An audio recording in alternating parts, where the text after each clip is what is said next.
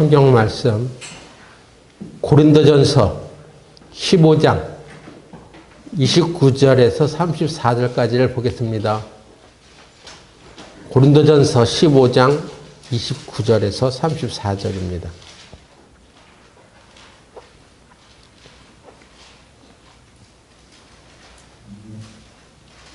만일 죽은 자들이 도무지 살지 못하면 죽은 자들을 위하여 세례받는 자들이 무엇을 하겠느냐? 어찌하여 저희를 위하여 세례를 받느뇨? 또 어찌하여 우리가 때마다 위험을 무릅쓰리요? 형제들아, 내가 그리스도 예수 우리 주 안에서 가진 바 너에게 대한 나의 자랑을 두고 단언하노니 나는 날마다 죽노라. 내가 범인처럼 에베소에서 맹수로 더불어 싸웠으면 내게 무슨 유익이 있으리요? 죽은 자가 다시 살지 못할 것이면 내일 죽을 터이니 먹고 마시자 하리라. 속지 말라. 악한 동무들은 선한 행실을 더럽히나니 깨어 의를 행하고 죄를 짓지 말라. 하나님을 알지 못하는 자가 있기로 내가 너희를 부끄럽게 하기 위하여 말하노라. 네, 기도드리겠습니다. 거룩하신 하나님 아버지,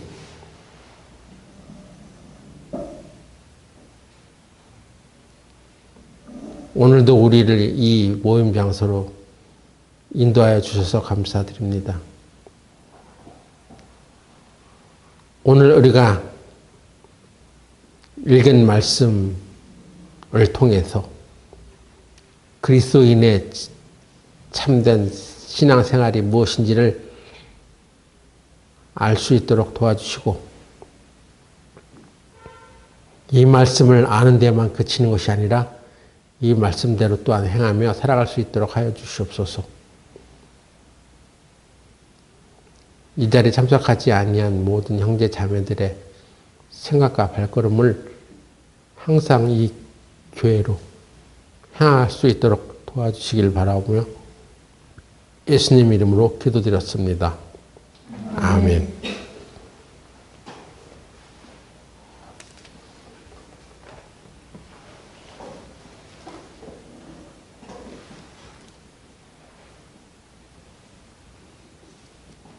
고린도전서 15장 말씀은 바울 사도가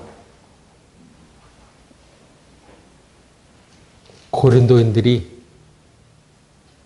단지 부활을 잘 모르기 때문에 쓴 것이 아니라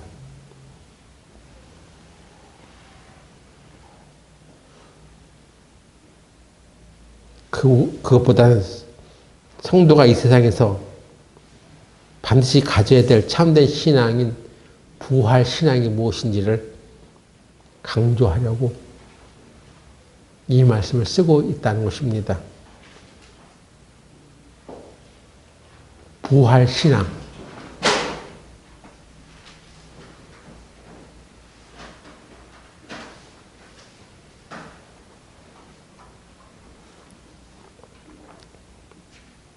그래서 부활이 없다면 이란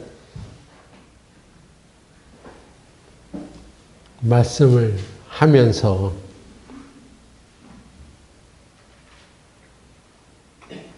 바울 사도가 펼치는 논리는 부활이 없다면 이런 것들은 어떻게 하겠느냐 하는 강조를 하고 있는 것이 있습니다.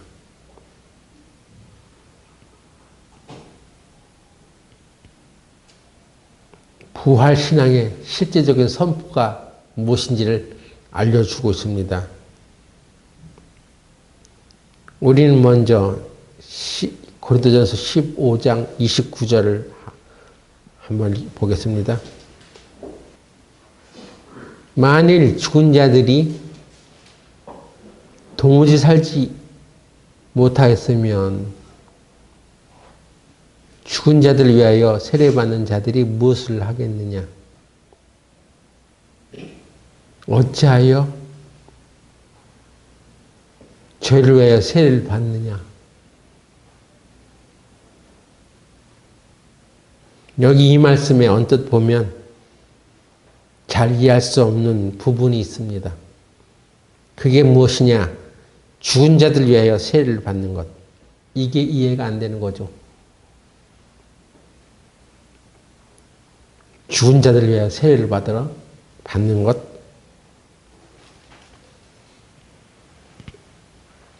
몰몬교 같은 때서는요, 실제로 이 말씀을 근거로 죽은 사람들을 위해서 세례를 베풀기도 합니다. 하지만 몰몬교는 이단이잖아요. 왜? 이래서 이단이라는 거예요. 성경에 이건 말이 안 되는 얘기죠. 죽은 자들 위해서 세례를 베풀어. 제가 구원받고 초창기에 서울이라는 곳에서 이렇게 신앙생활을 했었는데, 교회 갔다가 오는데, 몰몬교 그 선교사라고 할 수 있는 미국인이 무슨 가방을 들고 지하철에 탔더라고. 그러면서 서로 얘기를 할 수 있었어. 얘기하는데 이 사람이 뭐라고 하냐면,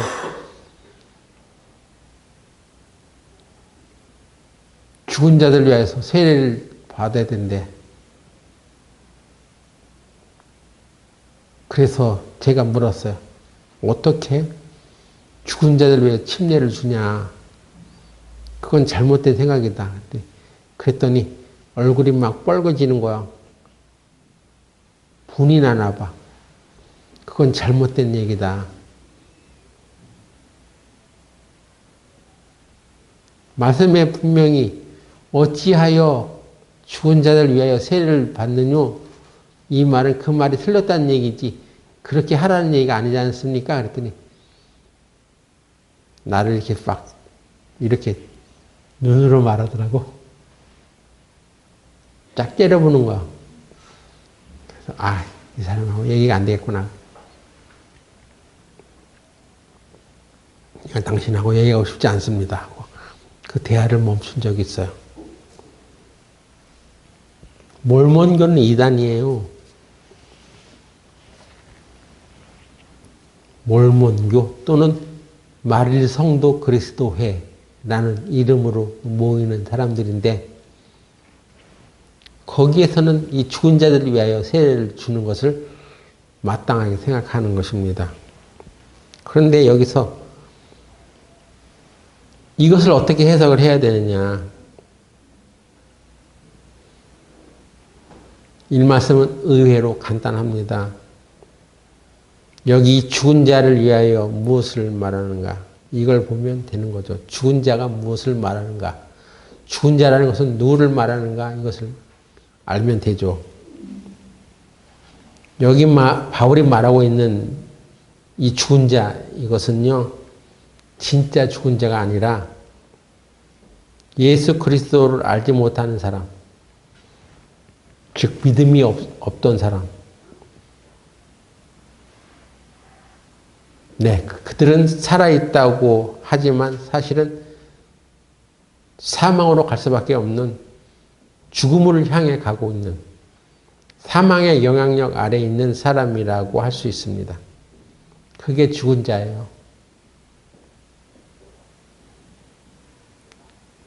그러므로 이 말씀을 풀어서 표현하면, 만일 부활이 없다면 결국 죽은 자와 같이 소망이 없이 이 세상을 살아가는 인생에게 세례를 주는 것이 무슨 의미가 있겠느냐 하는 뜻입니다.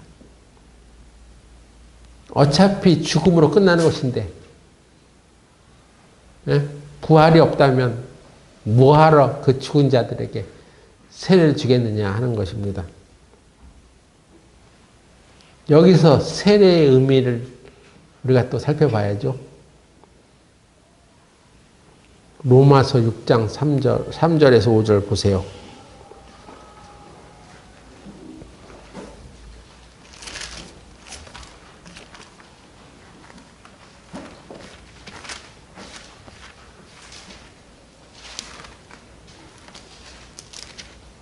로마서 6장 3절에서 5절. 무릇 그리스도 예수와 합하여 세례를 받은 우리는,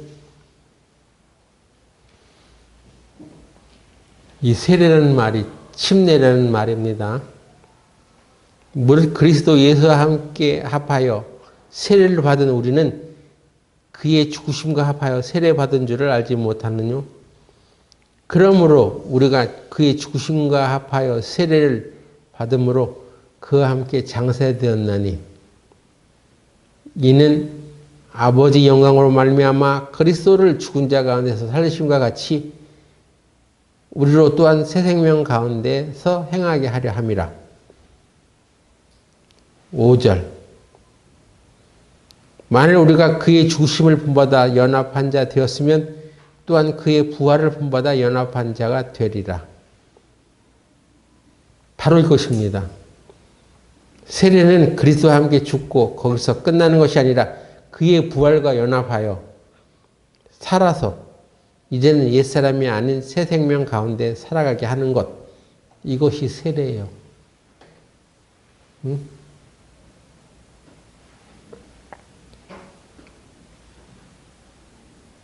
그리스도와 함께 죽고 그의 부활과 연합하여 살아나서 옛사람이 아닌 새 생명 가운데 살아가게 하는 것.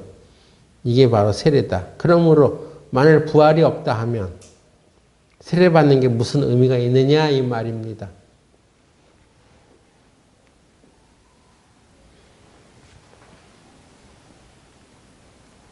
그래서 바울이 여기서 굉장히 중요한 어떤 사실을 말하고 있는데 그게 뭐냐면 신앙은 새 생명 가운데 살아가라는 것입니다. 그게 부활 신앙의 핵심이에요. 신앙은 새 생명 가운데 행하는 것. 그 얘기를 지금 하고 있는 것입니다.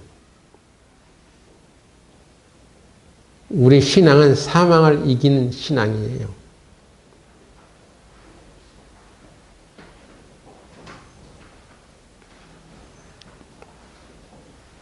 이것이 포인트다 이 말입니다.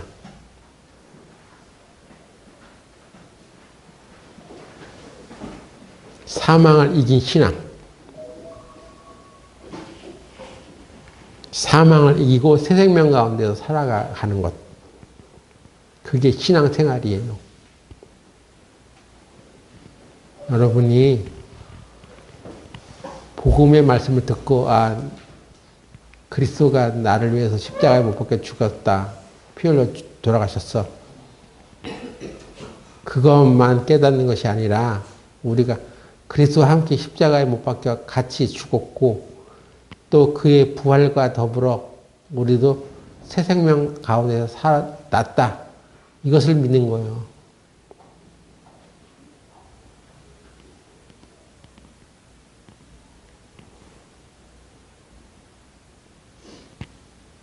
그러므로 만일 부활이 없다면 우리 신앙은 근본부터 성립이 안 되는 것입니다. 이게 부활의 신앙이고 이게 참된 신앙이에요. 사망을 이기고 새 생명 가운데 살아가는 이 신앙이야말로 진짜 신앙인 것입니다.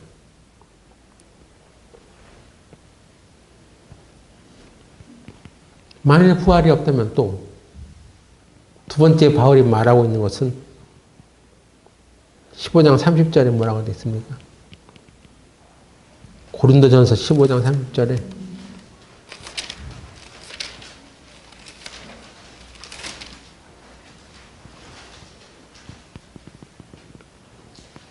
또 어찌하여 우리가 때마다 위험을 무릅쓰리요. 부활이 없다면 왜 위험을 무릅쓰면서 살아가냐 하는 것입니다.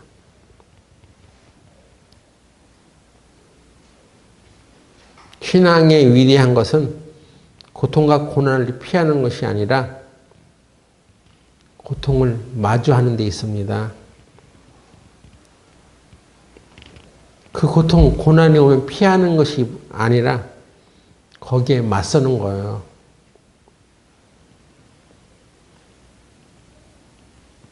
신앙의 위대함은 바로 이렇게 피하지 않고 정면으로 마주하면서 그것을 뛰어넘는 것을 말합니다. 이것이 부활 신앙의 위대함이에요.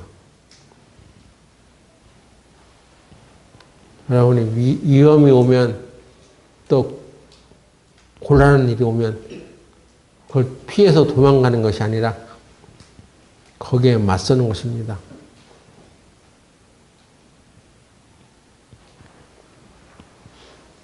왜? 우리는 부활 신앙을 가진 자이기 때문에 그렇다는 것입니다.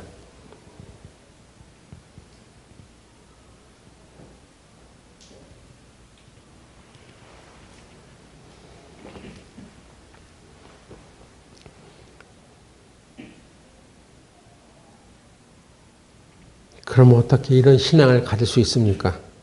어떻게 해야 이런 부활 신앙을 가질 수 있을까요? 그리스도인으로서 올바른 신앙생활을 하려면 어려움이 찾아오면 그 어려움에 굴복해서 쓰러지는 것이 아니라 그 어려움을 이기고 그 어려움을 뛰어넘어서 신앙생활을 할 수 있어야 한다는 말입니다. 15장 31절에 고린도전서 15장 31절에 형제들아 내가 그리스도 예수 우리 주 안에서 가진 바 너에게 대한 나의 자랑을 두고 단언하노니 나는 날마다 죽노라. 나는 날마다 죽노라. 바울은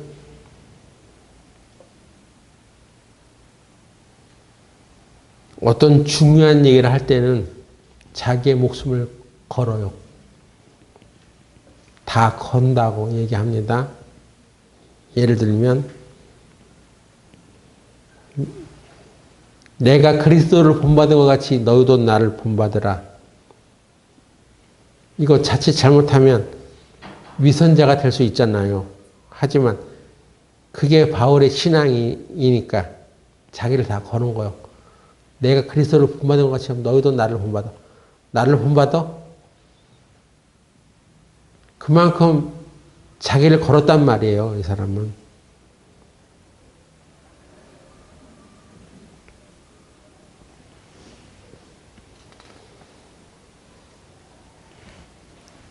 그리고 그리스도 주 안에서 가진 바 너에 대한 나의 자랑을 두고 단언하노니 나는 날마다 죽노라 말했습니다. 부활의 신앙을 가질 수 있는 길은 그 비밀이 뭐냐면 나는 날마다 죽노라. 이거라는 얘기죠.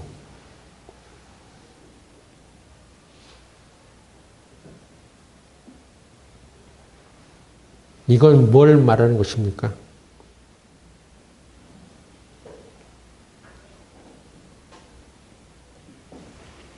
그 설명이, 그 힌트가 고린도전서 15장 32절에 자세히 나와 있습니다. 고린도전서 15장 32절 보면은 내가 범인처럼 에베소에서 맹수로 더불어 싸웠으면 내게 무슨 유익이 있느냐? 죽은 자가 다시 살지 못할 것이면 내일 죽을 터이니 먹고 마시자 하리라.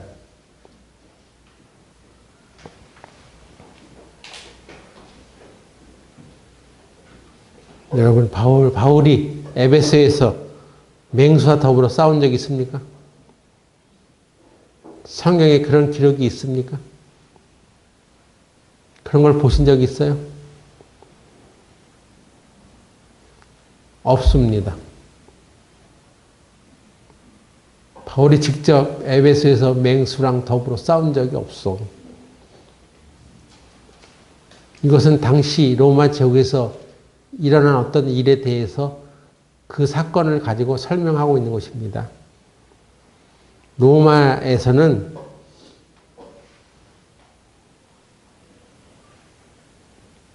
아레나라는 경기장을 세웠습니다. 아레나라는 경기장 중에 가장 큰 곳이 바로 콜로세움이라는 곳입니다. 거기에서 로마 제국은 거기다 그런 경기장을 지어놓고 그 경기장 안에서 검투사들이 서로 싸우게 했습니다. 영화 글래디에이터라는 영화가 있죠. 그것도 그런 내용을 담고 있어요.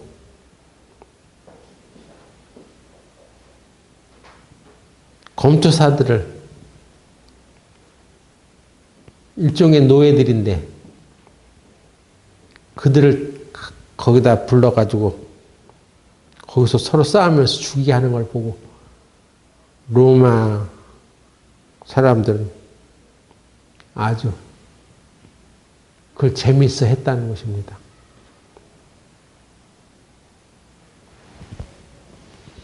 그러니까 로마의 군중들은 거기 앉아서 서로 싸우고 죽이는 이런 검투사들의 전쟁을 보면서 싸움을 보면서 막 희열을 느끼고 난리치는 아주 악독한 짓을 했던 것입니다.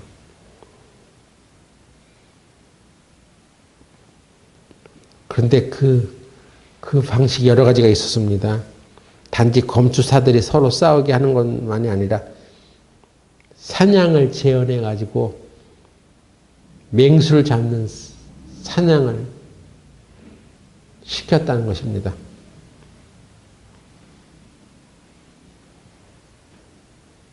또 콜로세움 같은 데서는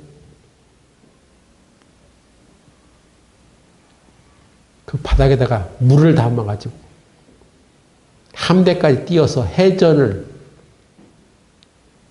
하게 한 기록도 있다는 것입니다. 그런 것을 보면서 열광하는 거라 사람들이. 또 맹수를 잡아 사냥하는 것을 보니까 이게 좀 심심하거든.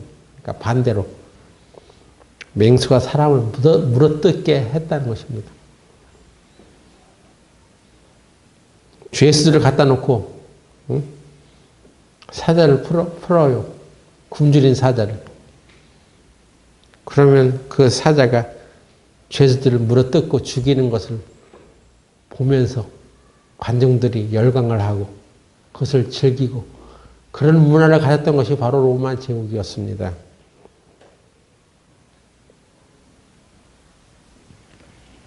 그러니까 바울이 내가 범인처럼 에베소에서 맹수로 더불어 싸웠으면 내게 무슨 유익이 있느냐 하는 비유예요, 비유. 바울은 복음을 전하는 가운데도 많은 핍박을 받았습니다.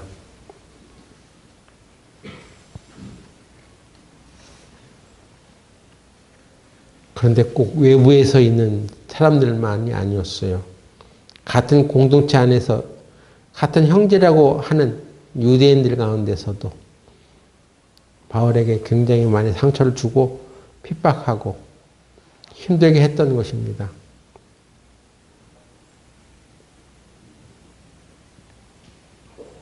그런데 그때 바울은 어떻게 했느냐?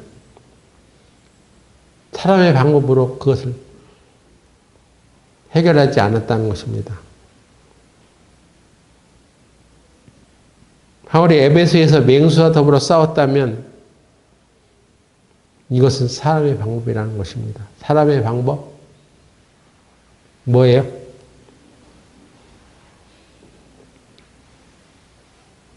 신앙이 없는 일반인들이 하는 방법.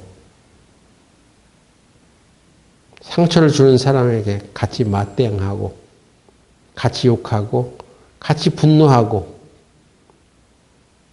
그렇게 하지 않았다 이것입니다.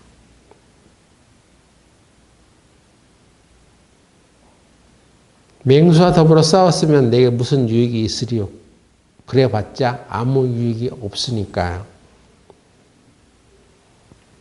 같이 막 분노하고 싸우고 그렇지 않았다는 것입니다.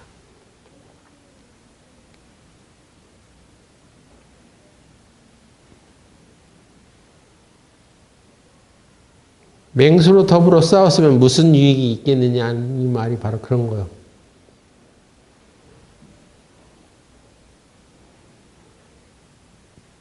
우리 고통 가운데 밀어넣는 그런 일들은 그 사람이 아니라 마귀만 좋게 하는 것이었단 말이에요. 당시 그리스도인들이 그 콜로세움 아레나 경기장에서 맹수들에게 잡혀서 찢기고 죽어갈 때 열광하던 사람들이 로마 관중들이었죠. 로마의 관중들, 열광하는 그런 관중들이 바로 마귀였단 말이에요. 그 마귀만 좋게 하는 것이지 실제로 맹수와 더불어 싸운 사람들은 아무 유익이 없었단 말이에요.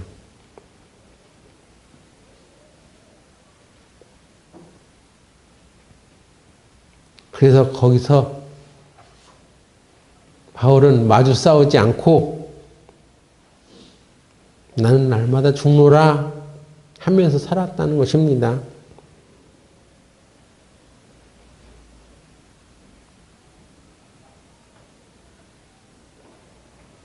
근데 우리가 우리 자신을 한번 돌이켜 보자는 것이죠. 그게 쉬울까요? 어떻게 참고 어떻게 견디냐는 것입니다. 예? 상대방이 막 나를 해롭게 하려고 하고 비방하고 핍박하는데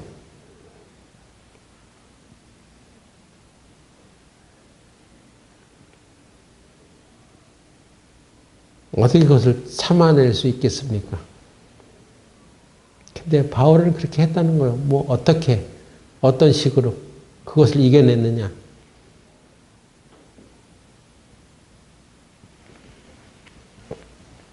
나는 날마다 죽노라.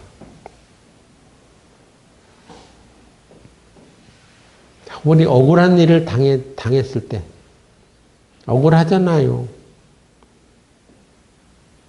억울한 일을 당하면 너무 분하죠.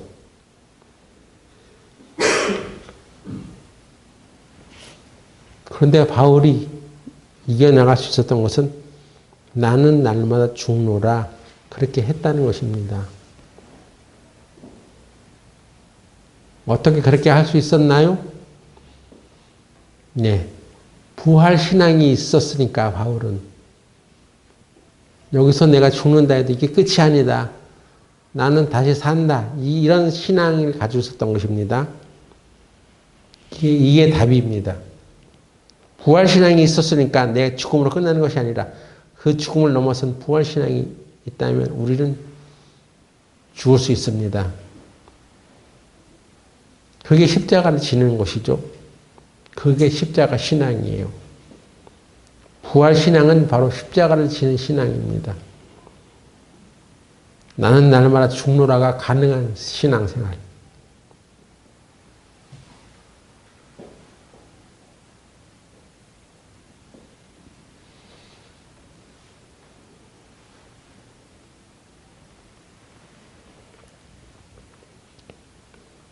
그래서 우리한테 고통을 주고 괴롭게 하려고 하는 그런 상황에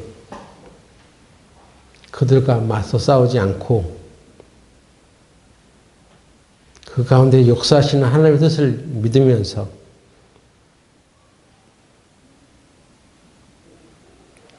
그 위기 상황에서 견뎌내는 것.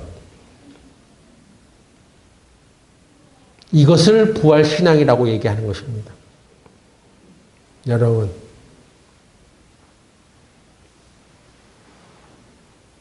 여러분이 믿는 것은 무엇입니까?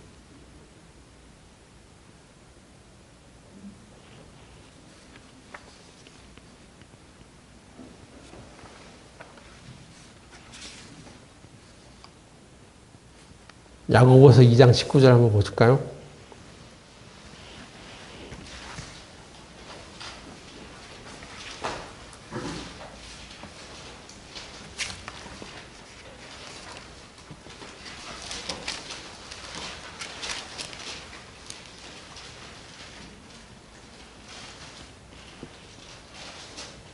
야고보서 2장 19절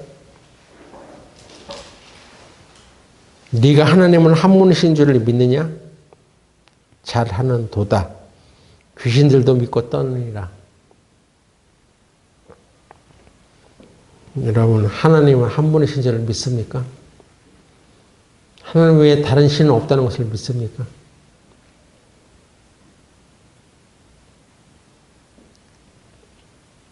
거기에 대해서 잘하는 도다라고 했습니다. 훌륭합니다. 그런 믿음을 갖고 있다는 것은 훌륭합니다. 근데 그것은요, 귀신들도 안단 말이에요. 귀신들도 믿는다는 것입니다.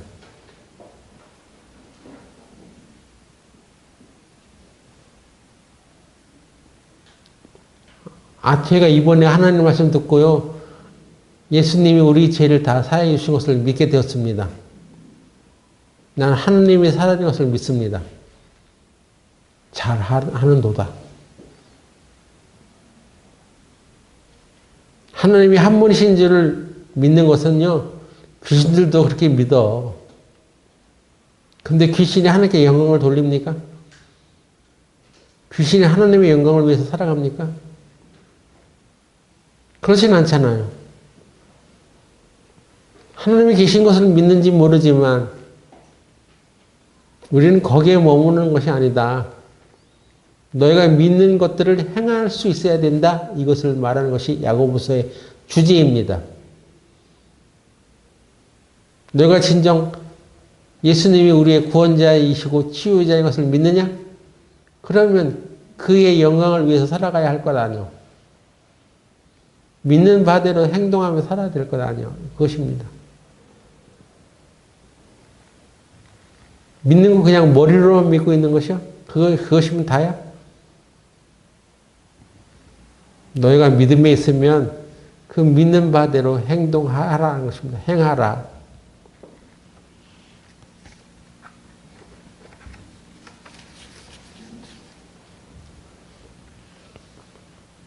머리로만 믿지 말고 마음으로 믿어야지.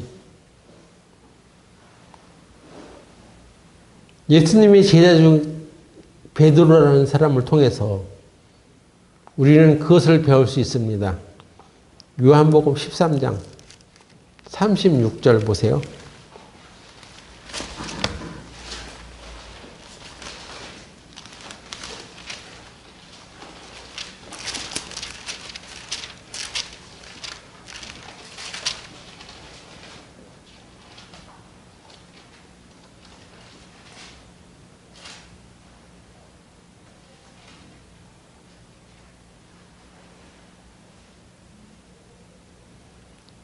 시몬 베드로가 가로되 주여 어디로 가시나이까? 예수께서 대답하시되 나의 가는 곳에 네가 지금은 따라올 수 없으나 후에는 따라오리라. 여기에 주여 어디로 가시나이까? 이거 어디서 많이 듣던 얘기 아니에요? 이 말이 라틴어로 뭐라고 하는지 아세요? 쿠오 바디스 도미네. 주여 어디로 가시나이까?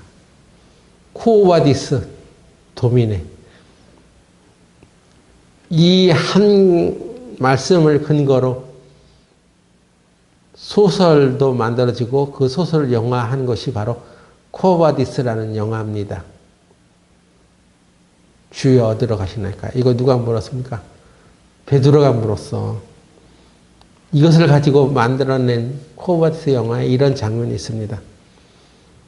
네로가 로마의 대화재를 일으키고 그 책임을 크리스찬들에게 전가해서 수많은 기독교인을 콜로세움에 세우고 그들을 박해하고 사자의 밥이 되게 하고 있을 때 그런 위기에 처해졌었던 것입니다.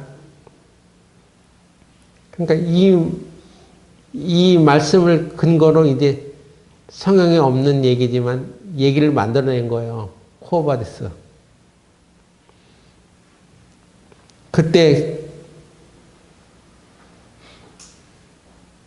그 기독교인들이 신자들이 베드로 사도에게 말했습니다.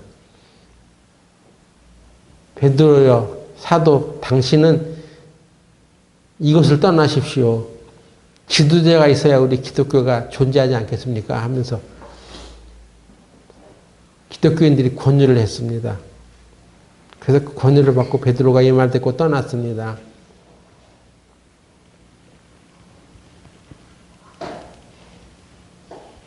그래서 아비아 가도라는 길을 걸어서 새벽녘 동이 트기 전에 언덕을 넘어 로마의 교회 바깥으로 빠져나갈 때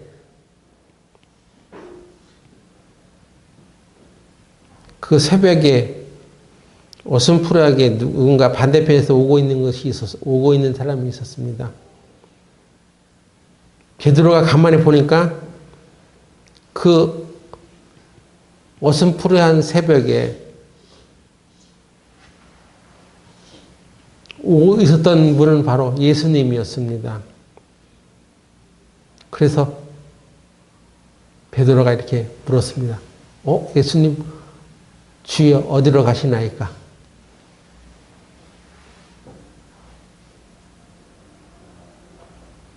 그때 예수님이 이렇게 대답합니다. 네가 버리고 도망간 양떼들을 버리고 네가 도망갔지? 네가 도망간 로마로 나는 다시 들어간다. 나는 다시 가서 십자가에 못 박힐 것이다. 하고 얘기를 했다는 것입니다. 그래서 베드로가 무릎을 꿇고 통곡을 하면서 주님, 그럴 수 없습니다. 제가 하겠습니다. 거기는 제가 가겠습니다. 하고 돌이켜서 돌아갔다는 것입니다. 이건 성경에 없는 얘기야. 그 영화에 있는 얘기야.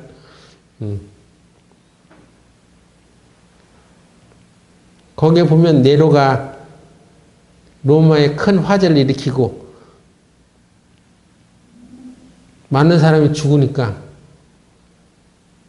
로마의 성난 군중들이 로마를 향해서 또 네로를 향해서 막 반기를 드는 것입니다. 그러니까 네로가 가만히 있으면 그냥 꼼짝없이 당할 것 같거든요. 그러니까 그 핏대를 기독교인들에게 돌린 거예요. 기독교인들을 박해하기 시작합니다. 그래서 그 로마의 그 콜로세움 경기장에 기독교인들을 세워놓고 사자들을 굶주리게 해가지고 사자가 뛰쳐나와서 기독교인들을 물어뜯는 그런 일촉즉발의 상황이었습니다. 그래서 굉장히 공포에 시달리고 있었을 때 그런 상황 속에서 갑자기 베드로가 나타나는 것입니다. 도망간 줄 알았던 베드로가 다시 왔어요. 와가지고 얘기합니다. 네로가 영원하지 않다. 우리 주님의 나라가 영원하다.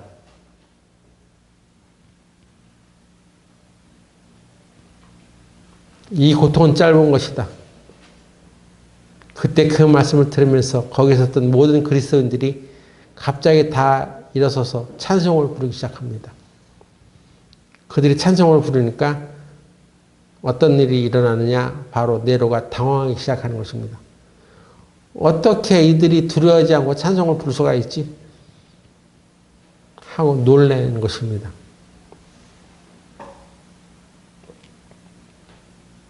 이것이 우리 신앙에 비슷한 것입니다. 마귀는 우리가 어려움에 처해지면 우리가 놀래고 당황하고 혼비백산하고 도망가고 하는 것을 보고 아주 즐거워할 것인데 오히려 그런 상황에서 우리 그리스도인들이 당황하지 않고 놀라지 않고 오히려 더 떳떳하게 하나님을 찬양하고 예수님을 경배하고 그렇게 살아가니까 마귀가 더 놀라는 것입니다.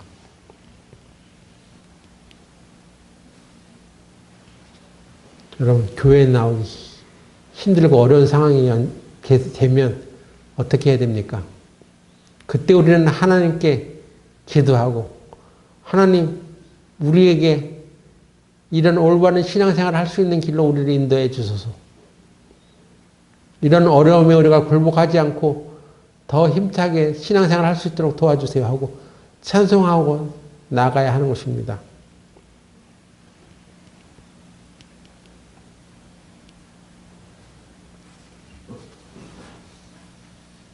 베드로의 신앙생활을 보면 우리 신앙생활도 우리가 어떻게 해야 되는지를 알 수 있습니다.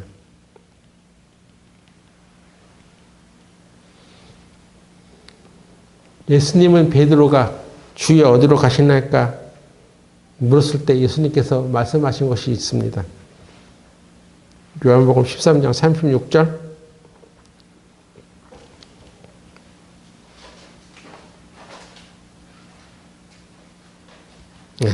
다시 시몬 베드로가 가로되 주여 어디로 가시나이까 예수께서 대답하시되 나의 가는 곳에 네가 지금은 따라올 수 없으나 후에는 따라오리라. 지금은 네가 따라올 수는 없어. 근데 후에는 따라올 것이다. 왜 지금은 따라올 수 없다고 하고 후에는 따라온다고 말했을까요? 지금은 너의 영적인 상태가 예수님을 따라올 만한 영적인 상태가 아니다 하는 것입니다. 예수님은 그걸 아세요. 지금 우리의 영적인 상태가 예수님을 온전히 따를 수 없다는 것을 아세요. 근데 나중에는 따라오리라. 그 나중은 언제요? 그가 예수님 믿고 살아오면서 자기 힘으로 살아왔던 것이 철저히 무너지고 박살이 났을 때, 자기가 형편없다는 것을 알았을 때, 그때가 바로 나중이야.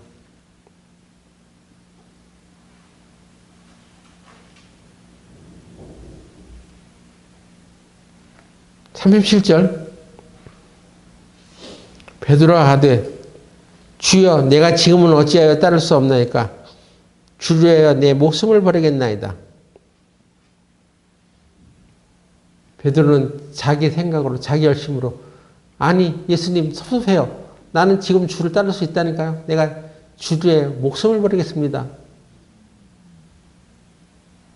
했지만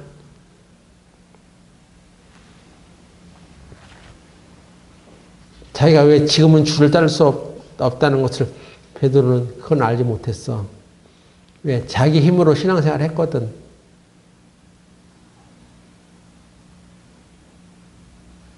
나의 열심으로, 나의 생각으로 주님을 따를 수 있을 것 같지만 하나님은 그것이 언젠가는 무너질 것을 아세요. 우리 힘으로 하는 것이 아니라는 것입니다. 성령의 계시, 그리고 내 자신이 정말로 형편없는 사람이구나 하는 것을 철저하게 깨달았을 때 비로소 하나님 우리에게 주시는 성령의 계시로 인하여 성령의 감동으로 따라갈 수 있는 거예요.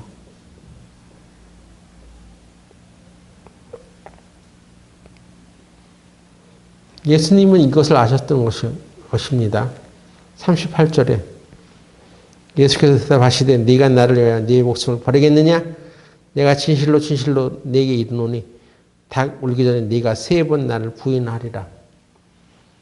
예수님이 이것을 아셨던 것입니다. 베드로가 아무리 자기 열심으로 내가 주님을 따르는데 목숨을 버리고 주님을 따르겠습니다 하고 말한다 할지라도 예수님은 베드로의 어떠함을 다 아시는 것입니다. 그래서 네가 닭 울기 전에 3번 나를 부인하리라. 네 입으로는 주를 위해서 목숨을 버리겠다고 했었던 그것이 무색하게 주님을 부인하는 그런 일을 하게 될 것이다.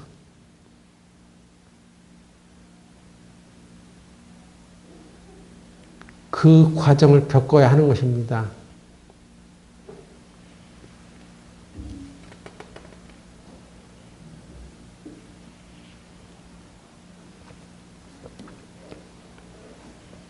우리 육신으로는 주님을 따를 수 없어요.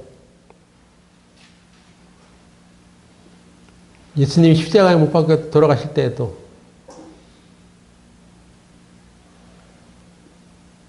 베드로를 그 겟세마네 동산 근처까지 데려갔지만 거기서 다 졸았습니다. 잤습니다. 그래서 예수님께서 말씀하셨죠. 내가 1시간 동안도 깨어있지 못하느냐?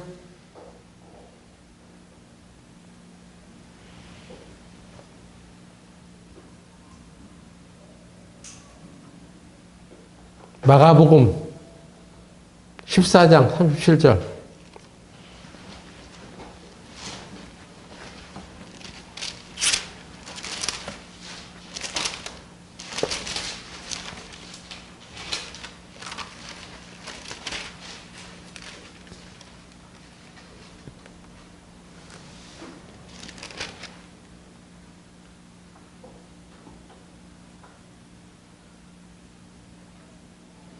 돌아오사 제자들의 자는 것을 보시고 베드로에게 말씀하시되 시몬아 자느냐? 네가 한시 동안도 깨어 있을 수 없더냐? 시험에 들지 않게 깨어 있어 기도하라. 마음에는 원하노되 육신이 약하도다 하시고. 네 마음은 그런 것을 원할 수 있을지 모르지만 육신이 약하도다. 육신은 뭐냐? 이건 우리의 몸, body를 말하는 것이 아니에요. 육신은 영어로 flesh라고 되어 있는데 flesh, F-L-E-S-H 이거는 부패하고 타락한 성품으로서의 육신을 말하는 것입니다. 너의 그 부패하고 타락한 성품으로서는 그렇게 할 수 없어. 네 마음은 원하지 그렇지만 그 네 마음대로 되는 게 아니야. 우리의 부패하고 타락한 성품으로서는 한 시간 깨어 있어서 주님께 기도할 수도 없다는 것입니다. 바울도 이것을 인정했어요. 로마서 7장 18절 보십시오.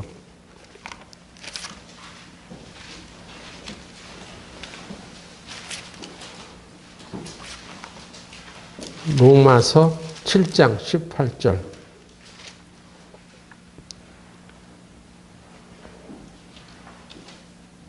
내 속 곧 내 육신에 선한 것이 거하지 아니하는 것을 아노니 원함은 내게 있으나 선을 행하는 것은 없노라. 여기에만 육신도 몸, 바디를 말하는 것이 아닙니다. 이것도 영어 성경으로 보면 플래시라고 되어 있습니다. 내 속 곧 내 육신에 부패하고 타락한 성품으로서의 육신에 선한 것이 거하지 아니하는 것을 너희가 아는 바요. 원함은 내게 있으나 선을 행하는 것은 없노라. 내가 원하는 바 선을 하지 아니하고 도리어 원치 아니하는 바 악은 행하는도다. 이게 우리 육신이란 말이에요. 그래서 내 자신이 날마다 죽노라 하는 것을 인정해 가지 않으면 하나님의 뜻을 위해서 살아갈 수가 없습니다. 하나님의 뜻대로 살 수가 없어.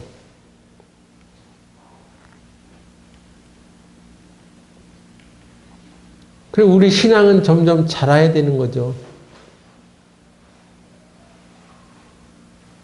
지금은 할 수 없어. 근데 언제 할 수 있을 거예요, 그것을. 언제 할 수 있어. 나중에, 언제. 신앙이 좀 성장해야 될 것 아닙니까? 그러면 언제 성장해? 자기가 날마다 죽노라는 생활을 하지 않으면 언제 성장할 것입니까? 여전히 육신이 펄펄 살아가지고 자신 육신의 생각대로 살아가는데 어떻게 신앙이 성장할 수 있겠냐는 것입니다. 베드로도 자기 열심으로 살다가 거꾸로졌습니다. 예수님을 3번이나 부인하는 그런 일이 벌어졌습니다.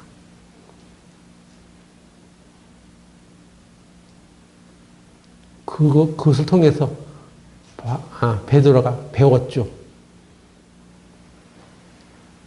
그 신앙은 나중에 이제 이렇게 성장했습니다. 요한복음 21장 18절 보세요.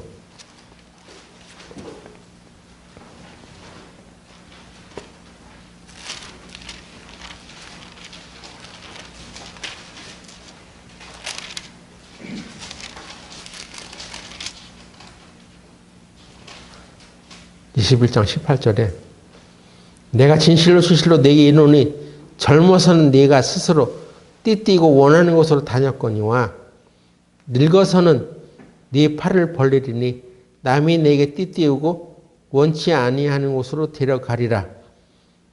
19절 이 말씀하시면 베드로가 어떠한 죽음으로 하나님께 영광을 돌릴 것을 가리키심이로라. 이 말씀하시고 베드로에게 이르되 나를 따르라 하시니. 여러분 젊었을 때는요 내가 원하는 곳으로 가. 그냥 가고 싶은 대로 가. 여러분 그렇지 않아요?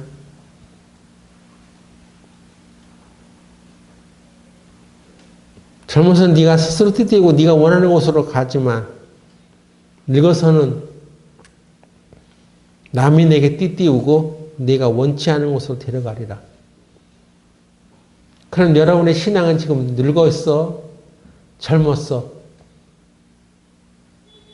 젊어서는 얘기는 어리다는 얘기입니다. 네가 아직 생각이 부족하고 체험도 부족하고 자기가 얼마나 하나님 앞에 나약한 존재인가를 모르고 하나님을 의지하지 않고 살아가니까 자기 힘으로 살아가지요. 그래서 자기가 원하는 대로 그냥 원하는 대로만 살아가.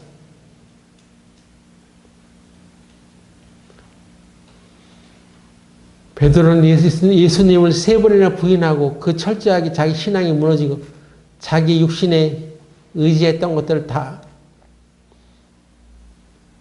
부서진 이후에 전승에 의하면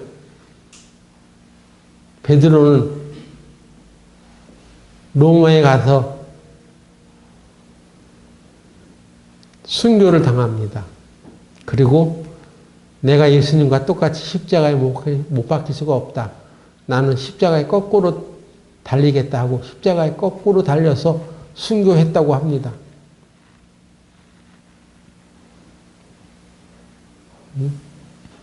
나는 하늘의 시민권을 가진 사람입니다. 그러니까 하늘을 향해서 발을 하늘 향해서 두고 머리를 땅으로 향하게 해달라. 그래서 십자가에 거꾸로 매달려 죽었다고 하잖아요.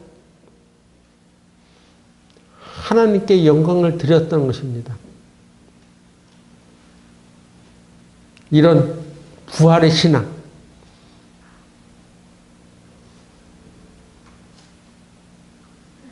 죽는 것으로 끝나는 것이 아니라 우리는 반드시 부활해서 더 영광스러운 자리로 갈 것이다. 이 부활의 신앙을 가지고 살아갔던 사람들이 바로 믿음의 사람들이었습니다. 여러분, 우리 교회도 이제 이렇게 살아가야 하는 것입니다. 부활의 신앙을 가지고. 죽는다고 끝나는 것이 아니에요. 우리 육신을 죽이고 그리스도와 하나님의 나라를 위해서 더 참고 견디고 살아갔던 그것으로 인하여 우리는 더 나은 부활을 얻게 될 것입니다. 해마다 4월달이면 부활절 행사를 해. 부활 주간이라고 해.